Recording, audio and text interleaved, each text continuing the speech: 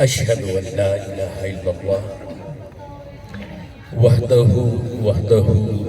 وحده لا شريك له وأشهد أن محمدا عبده ورسوله إن الحمد لله حمدا كثيرا طيبا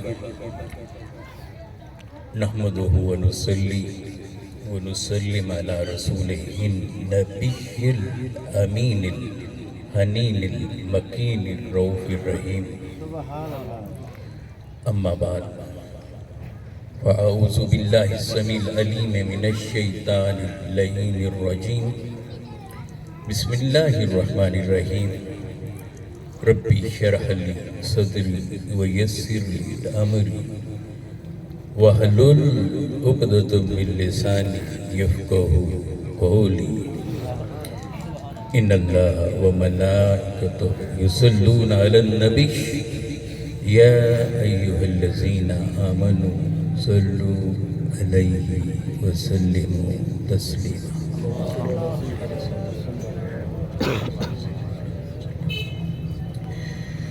الصلاة والسلام عليك يا سيدي ومرشدي ومولاي وحبيبي وسندي يا رسول الله الصلاة والسلام عليك يا قائد المرسلين وخاتم النبيين الصلاة والسلام عليك يا جد الحسن والحسين الصلاة والسلام عليك يا أكرم الأولين والآخرين اللهم صل على سيدنا وسندنا ونبينا ورسولنا ومأوانا وملجانا وأوننا ومؤننا وغوثنا وغياثنا وحبيبنا وطبيبنا وقائدنا وقدوتنا سيدنا ومولانا محمد النبي الأمي وعلى آله وصحبه وبارك وسلم لائق عزت تعظیم والاحترام محترم المقام محترم محمد شفیع صاحب دامت برکاتہم العالیہ اور علماء مشائخ قرہ نعت خانہ فرزندان توحید اور عشاقان مصطفیٰ صلی اللہ علیہ وآلہ وسلم بحمدہ اللہ تعالی اللہ سبحانہ وتعالی کے فضل اور کرم سے حضور ختمی مرتبت صلی اللہ علیہ وآلہ وسلم کے نالین پاک کے تصدق سے ہم آج کی اصال ثواب کی اس نشست میں حاضر ہیں سب سے پہلے میں اللہ سبحانہ وتعالی کی بارگاہ میں یہ درخواست کرتا ہوں یہ گزارش کرتا ہوں یہ التجا کرتا ہوں یہ دعا کرتا ہوں کہ اے خلاق عالم ہمارے برادر مکرم محترم محمد حبیب الرحمن صاحب اس جہان فانی سے گزر کر آپ کی بارگاہ عالیہ میں حاضر ہو چکے ہیں اللہ اپنے کرم خاص سے ان کی بخشش و مغفرت فرما دیں اے بے تحاشا رحم فرمانے والے اے بے بہا رحم کرنے والے ان پر اپنا خصوصی رحم فرما دیں ان کے گناہوں کو معاف فرما دیں ان کی غلطیوں کو معاف فرما دیں ان کی لغزشوں کو معاف فرما دے، ان کی خطاؤں کو معاف فرما دے۔ اللہ ان کی قبر کو حد نگاہ تک وسیع کر دے، ان کے اخروی معاملات کو آسان فرما دے، اور ہم سب کے اعزہ اور اقربا جو اس جہان فانی سے چلے گئے ہیں ایمان کی کیفیات کے ساتھ، ان کی بھی بخشش اور مغفرت فرما۔ میرے حبیب علیہ السلام کی شفاعت نے نصیب فرما، اور یہ دعائیں ہمارے لیے بھی میرے مالک و مولا اپنی بارگاہ میں ذخیرہ فرما لیں۔ انسان اس دھوکے میں رہتا ہے کہ دنیا میں میری بڑی اہمیت ہے، مگر حقیقت یہ ہے کہ جس کی جتنی ضرورت ہوتی ہے اس کی اتنی اہمیت ہوتی ہے۔ جب وہ خود نہیں ہوگا تو کچھ سالوں کے بعد لوگ اس کا نام بھی بھول جاتے ہیں۔ کتنا بڑا دھوکہ ہے انسان، کتنا بڑا دھوکہ ہے کہ میں اہم ہوں، میں اہم ہوں، اور جب موت کا آہنی پنجہ آتا ہے اور اسے دبوچتا ہے تو سب کچھ ختم ہو جاتا ہے۔ مخلوق کی حقیقت یہ ہے کہ اس پر موت نے وارد ہونا ہے۔ موت سے پاک تو صرف ایک ہستی ہے، وہ میرے اللہ سبحانہ و تعالیٰ کی، الذی خلق الموت والحیات۔ اللہ وہ ہے جس نے موت کو تخلیق کر رکھا ہے۔ زندگی کا تذکرہ بعد میں کرتا ہے رب تعالیٰ، موت کی بات پہلے کرتا ہے۔ جو خود خالق موت ہے، جس پر موت ہے، جو موت سے پاک ہے، وہ اللہ ہے، اللہ وحدہ لا شریک۔ باقی سب پر تو موت ہے۔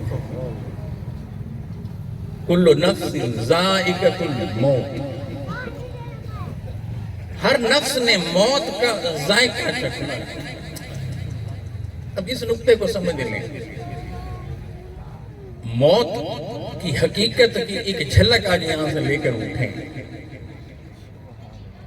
تو ہمارے حیات کے احوال کہیں نہ کہیں ضرور بدل جائیں گے انشاءاللہ۔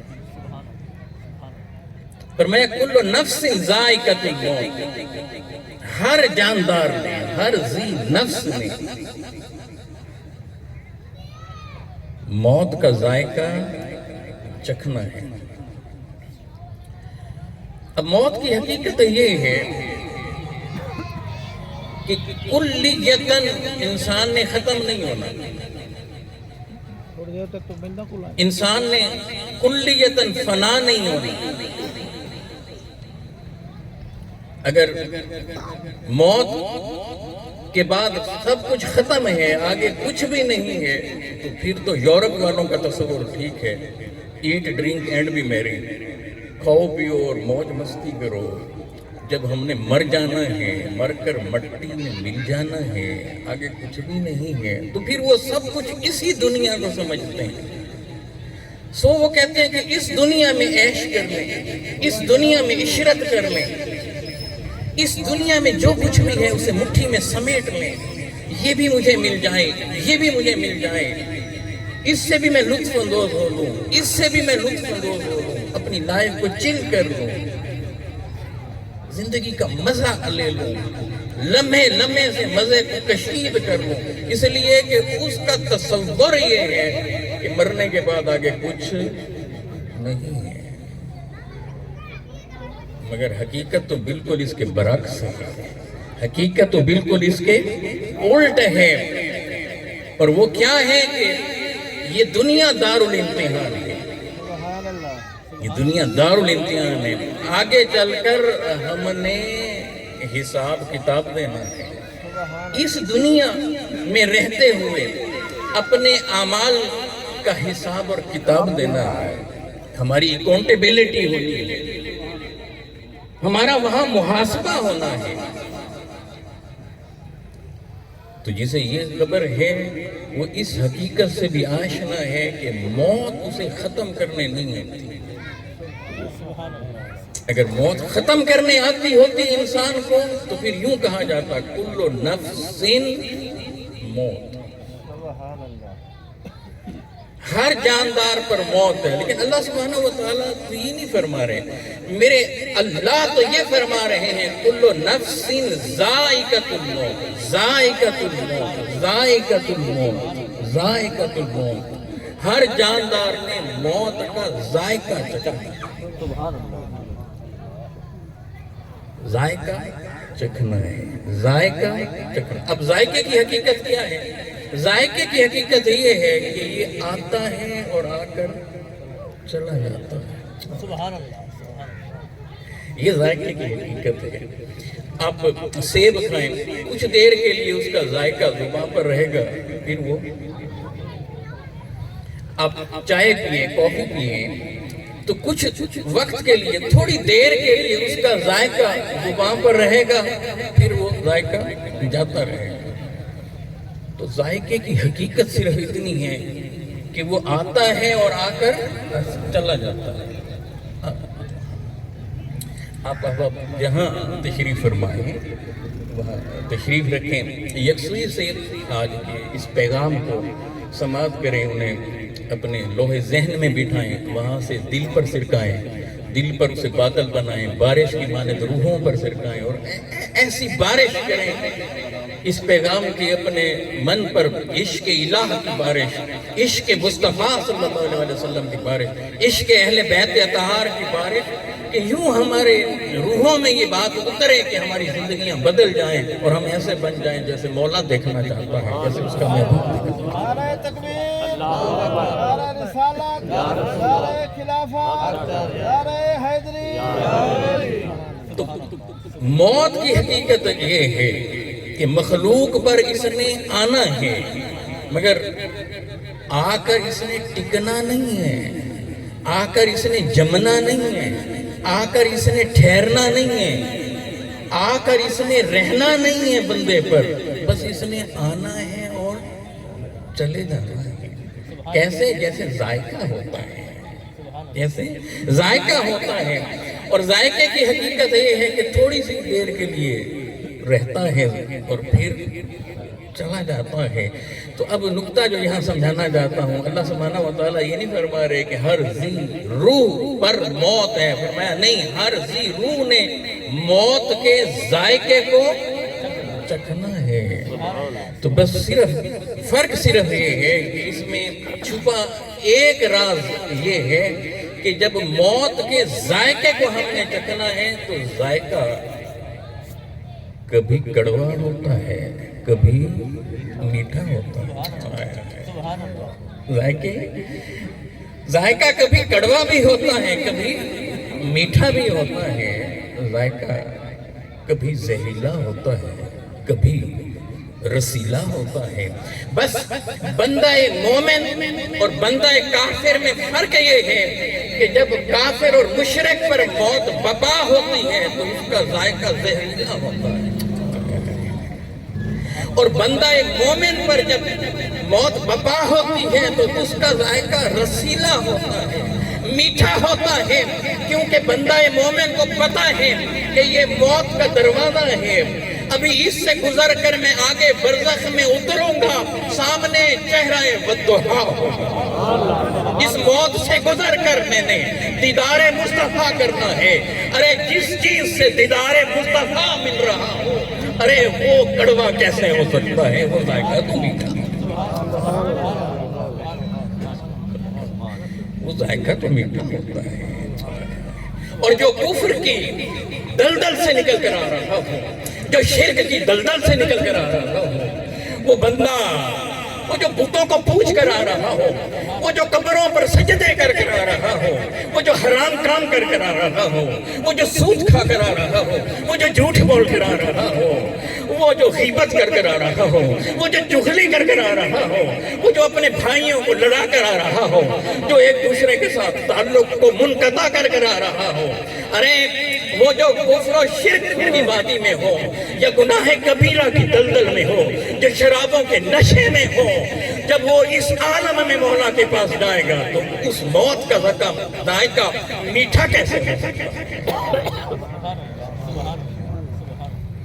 بس یہ وقفہ ہے، بس یہ نقطہ سمجھنا ہے۔ جب یہ بات صرف سمجھ میں آ گئی تو پھر ذرا دیکھیں موت تو آپ کے ہونٹوں پر آ کر لگی ہے، ذائقہ ہائے، ایک وہ ہے کہ زہر کوئی آپ کے ہونٹوں میں اتار دے، ایک وہ ہے کہ سامنے آئے اور آپ اسے چوم کر ویلکم کہہ دیں۔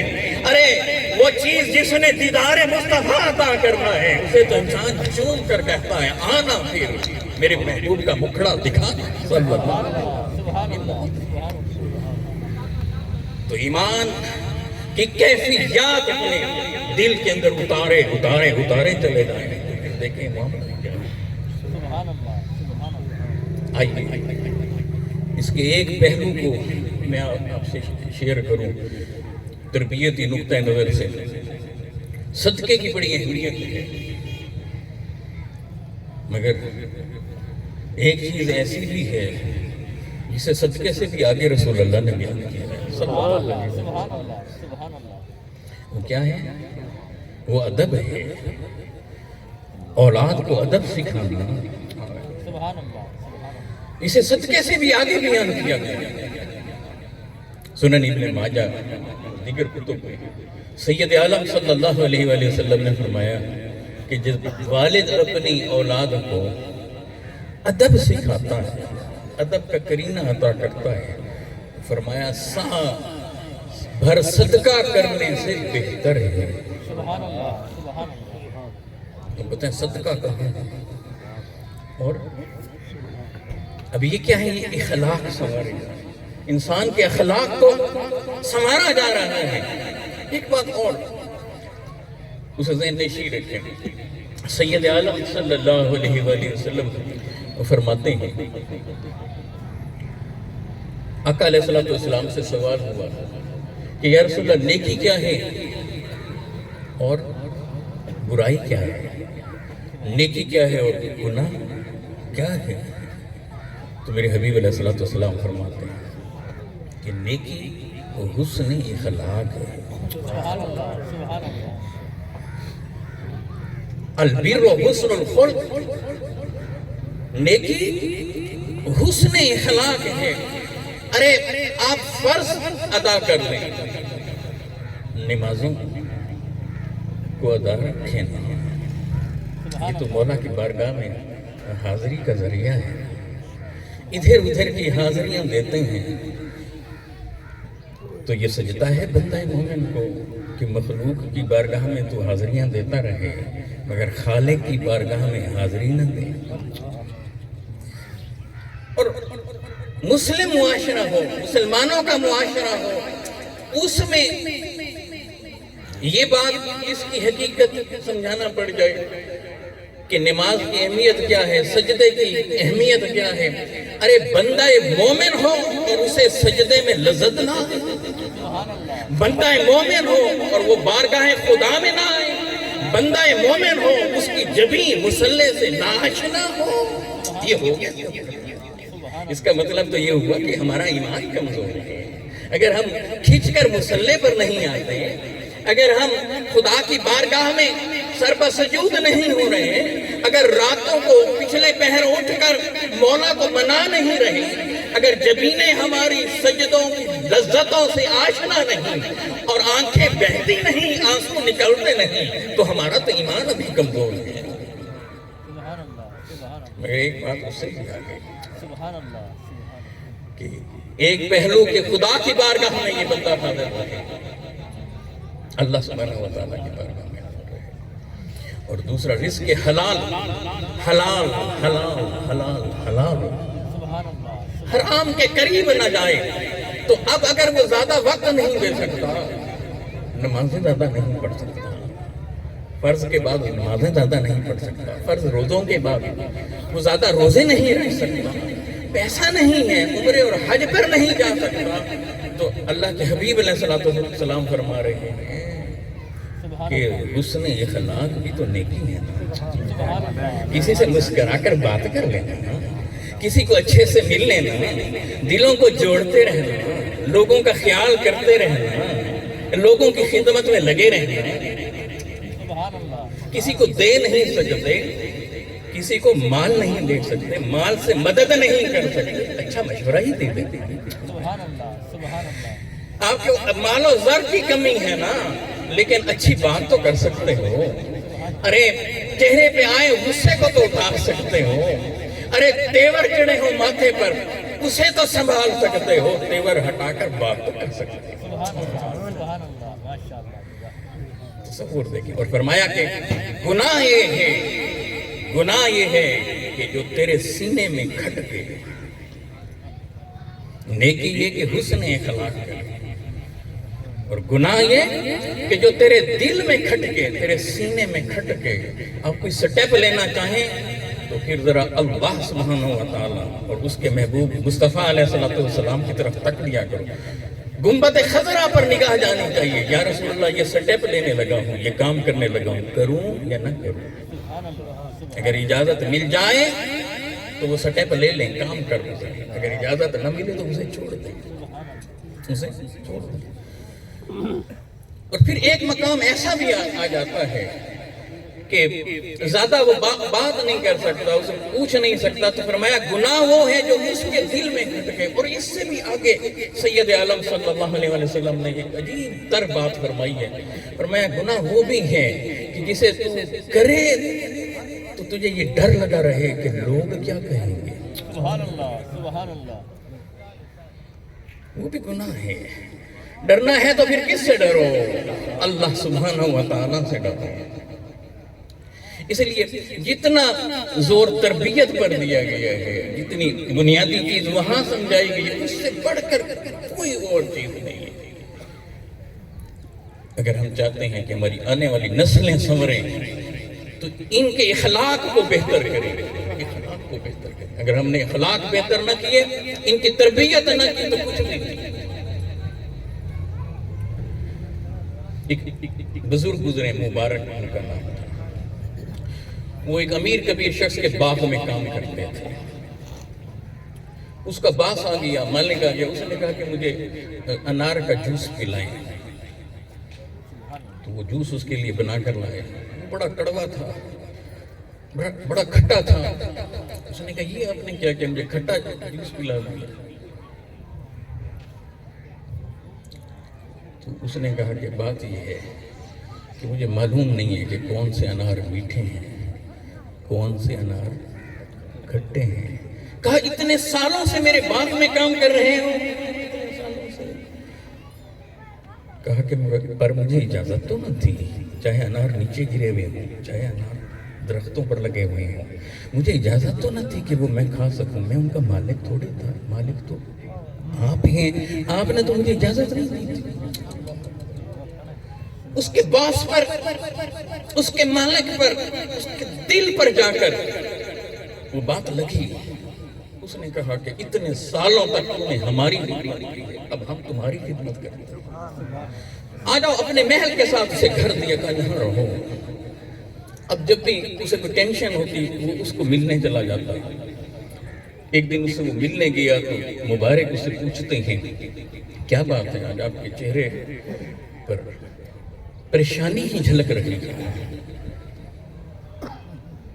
اس نے کہا کہ مجھے ایک پرابلم ہے، ایک مسئلہ درپیش ہے، میری ایک خوبرو حسین بیٹی ہے، اس کے رشتے آ رہے ہیں، امیر اور کبیر لوگوں کے رشتے آ رہے ہیں، میرے سے فیصلہ نہیں ہو پا رہا، کسے اپنی بیٹی دوں؟ اس نے کہا یہ تو بڑی عام سی بات ہے، بڑا سادہ سا مسئلہ ہے۔ کہا کہ لوگ مال و زر دیکھتے ہیں، رشتہ دیتے ہیں، کچھ حسب و نسب دیکھتے ہیں، کچھ حسب و نسب دیکھتے ہیں، کچھ اس کی خوبصورتی دیکھتے ہیں، مگر تم ایسا کرو کہ تم دینداری دیکھو، جو ان میں سب سے زیادہ دیندار ہو اسے آپ رشتہ دیں۔ سید عالم صلی اللہ علیہ وسلم سے جو روایت ہے، حدیث کا مفہوم ہے، 4 چیزیں ہیں جب انسان نکاح کرتا ہے تو دیکھتا ہے، مگر آقا علیہ السلام نے فرمایا کہ حسن و جمال پر مت جانا، حسب و نسب پر مت جانا، مال و زر پر مت جانا، اس کی دینداری دیکھنا، اس کی تربیت دیکھنا، اس کا اخلاق دیکھنا، اس کی تعلیم دیکھنا۔ تو وہ بڑا خوش ہوا، اس نے کہا میری ٹینشن آپ نے دور کر دی ہے، یہ نقطہ بڑا اچھا۔ اس نے اپنی وائف سے جا کر کہا، اس نے کہا کہ بس مسئلہ حل ہو گیا ہے، خوش نحال میں پہنچا۔ تو بیوی نے کہا اچھا بات تو یہ بالکل صحیح ہے، تو پھر ایک بات اور میں بھی آپ سے کہوں۔ کہا ہاں کہو۔ کہا کہ پھر یہ مبارک جو ہے اس سے بڑھ کر دیندار اور کون ہو؟ اتنا ایماندار، وہ وہیں سے اٹھا واپس الٹے قدموں اس کے پاس پہنچا۔ اس نے کہا کہ بس میں تمہارے پاس ایک درخواست لایا ہوں، تمہیں اپنا بیٹا بنانا چاہتا ہوں، اپنا داماد بنانا چاہتا ہوں، اسے قبول کر کہ تم سے بڑھ کر میرے نگاہ میں کوئی دیندار نہیں ہے۔ اے لوگوں، وہ رشتہ ہو گیا، اس سے جو آگے اولاد ہوئی، ان کے مبارک یہاں ایک بیٹا پیدا ہوا، دنیا اسے عبداللہ بن مبارک کے نام سے جانتی ہے۔ بہت بڑے محدث، بہت بڑے سکالر، امام ابو حنیفہ رضی اللہ تعالیٰ عنہ کے اولین درجے کے جو شاگرد ہیں ان میں سے ایک عبداللہ بن مبارک۔ وہ عبداللہ بن مبارک جب امام مالک رحمہ اللہ تعالیٰ علیہ سے ملنے کے لیے گئے تو امام مالک جیسی ہستی کھڑے ہو کر ان کا استقبال کر رہے ہیں۔ یہ کس چیز کا نتیجہ ہے؟ وہ جو دینداری کا انتخاب ہے۔ آج ہم نے دین کو چھوڑ دیا ہے، دین سے تعلق کو چھوڑ دیا ہے، قرآن سے تعلق کو چھوڑ دیا ہے، اہل بیت اطہار سے تعلق کو چھوڑ دیا ہے۔ اللہ کے حبیب علیہ السلام نے تو یہ فرمایا تھا میں تمہیں 2 چیزیں چھوڑے جا رہا ہوں، قرآن اور اہل بیت، ان کے ساتھ جڑے رہنا، قیامت تک گمراہ نہیں ہوں گے۔ لیکن ہم گمراہ ہوئے جا رہے ہیں، کہیں تو ہمارا قصور ہے۔ سو اپنے بچوں کو اعلیٰ تعلیم دلوائیں، اعلیٰ مقامات پر پہنچائیں، BS کروائیں، آپ انہیں ایم فل کرائیے، ڈاکٹر بنوائیے، انجینئر بنوائیے، ڈاکٹریٹ کرائیے، اچھا بزنس مین بنائیں، شاندار تاجر بنائیں، جسٹس بنائیں، آپ منسٹر بنائیں، اچھا ذمہ دار بنائیں، سب کچھ بنائیں، مگر اس سے پہلے اسے اچھا انسان بنائیں۔ اچھا انسان ہوگا تو اچھا پروفیسر بھی ہوگا، اچھا انسان ہوگا تو اچھا استاد بھی ہوگا، اچھا انسان ہوگا تو اچھا ڈاکٹر بھی ہوگا، اچھا انسان ہوگا تو اچھا انجینئر بھی ہوگا، اچھا انسان ہوگا تو اچھا والد بھی ہوگا، اچھا انسان ہوگا تو اچھا بھائی بھی ہوگا، اچھا انسان ہوگا تو اچھا بیٹا بھی ہوگا۔ ہم نے اچھے انسان تو تیار نہیں کیے، ہم نے تو مٹیریلسٹک بنا دیا۔ پائلٹ بنو بیٹا، ڈاکٹر بنو بیٹا، انجینئر بنو بیٹا۔ کبھی ہم نے یہ کہا کہ اچھا انسان، اور اچھا انسان بن نہیں سکتا جب تک کہ مصطفیٰ علیہ السلام کا غلام آقا کے قدموں میں رہنا نہ سیکھا ہو، قرآن سے تعلق جب تک اس کا نہیں ہوگا، جب تک عشق مصطفیٰ اس میں نہیں ہوگا، سیرت مصطفیٰ علیہ السلام کو اپنانا جب تک نہیں سیکھے گا، اہل بیت اطہار سے محبت کرنا نہیں سیکھے گا، صحابہ کرام کا ادب کرنا نہیں سیکھے گا، اور صحبت صالحین میں جب نہیں رہے گا تو اس وقت تک وہ انسان اچھا نہیں ہو سکتا۔ بیج اب بوئیں جو کا اور آپ کہیں کہ اس پر گندم آ جائے، یہ ہو نہیں سکتا۔ سو میسج آج کی اس نشست کا یہ ہے کہ اپنے آپ کو بدلنے کی کوشش کریں، فکر آخرت کریں۔ ہم نے ہمیشہ یہاں نہیں رہنا، یہ جائیدادیں ہمیشہ نہیں رہیں گی، یہ دولتیں ہمیشہ نہیں رہیں گی۔ آج دیکھیں قارون کی دولت کا نام و نشان نہیں ہے، مگر وہ جو اللہ سبحانہ و تعالیٰ کے راہ میں دی ہوئی سیدنا صدیق اکبر کی ایک سوئی بھی تھی، اس کا آج بھی چرچا ہے۔ تو اس ڈگر پر چلے، اللہ سبحانہ و تعالیٰ دنیا اور آخرت کی کامیابی